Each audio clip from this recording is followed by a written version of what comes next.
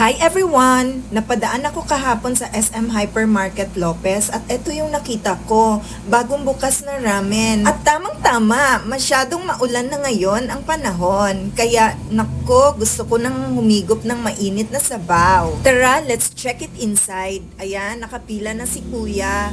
At ano kaya ang gusto niyang orderin? Basta ako, ramen pa rin. At ito ang mga choices nila. Wow, parang napakasarap naman talagang tignan. As usual, ganun pa rin yung mga pangalan. Pero, ito talaga ang in-order ni kuya. At ayun, spotted. May gyoza sila. Yun ang favorite ko. O, diba? Ang linis pa ng lugar nila. At ang ganda ng ambience. At sa wakas, ito na ang napili ko, yung combo A. Para kay kuya na worth 379 pesos lang. Not bad for a big appetite. At nagdagdag na rin ako ng Ichiban ramen worth 199 at isang gyoza na worth 79 pesos lang. At eto na, excited na akong matikman. Mukhang masarap talaga at fresh pa yung food. By the way guys, kaming dalawa lang ni kuya ang nag-dine in ngayon dahil hindi available si daddy at si bunso. Alright, kompleto na yung orders namin. Ayon ang Ichiban ramen para kay kuya yan. At eto naman ang sa akin, yung gyoza. Dahil sobrang favorite ko talaga siya. At eto naman ang tonkotsu ramen. Eto lang ang bagay sa akin guys, para kaya ko siyang ubusin. At eto na nga,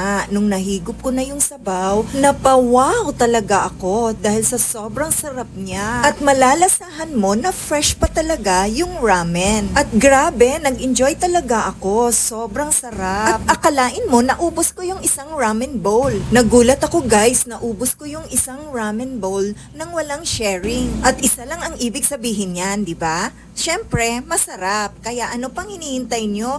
Hala, puntahan na nang makatikim na ng masarap. Simot, sarap talaga. Now is the perfect time para kumain ng ramen dahil malamig ang panahon. At para naman doon sa mga gustong magpa-shoutout, don't forget to like, share, and comment down below. And that's all for today guys. Thanks for watching. God bless everyone. And see you on my next vlog. Bye!